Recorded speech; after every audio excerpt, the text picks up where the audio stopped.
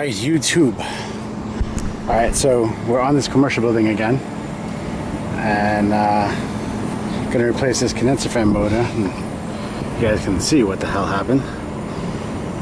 So sheared the wires and everything else, so we gotta figure out exactly how much we gotta do. We are in process of changing that unit. I'm waiting on the ductwork. Everything else is ready to go other than the gas piping. But it's 90 freaking degrees. I don't think we need to worry about gas piping right now. So figured I'd do this. So let's get going. Alright guys, there wasn't much to film. I had to rerun a wire from the control panel on this side up across the trough up underneath this top panel. I had to lift it and run a new one, which you remember before it wasn't working.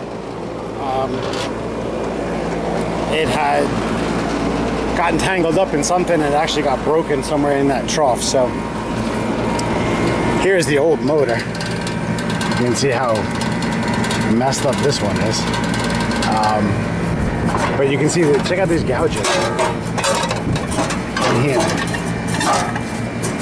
From the, it almost looks like it was threaded, but it's from the wear of the blade sitting in here, and this just gouging away at it. And you can see over here where the rain shield should have been, and that kicked to the side and just sat there because it was sitting on the bracket. So that's what happens when you have nobody looking at your units constantly.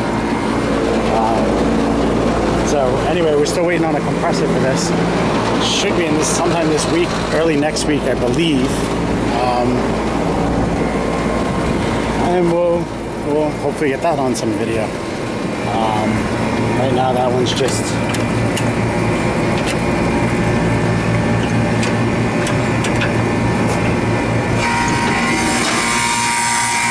this guy in here that's dead right now. So he's the only one running. But we'll take it from there. Alright guys, I will catch you guys on the next one. Alright, see ya.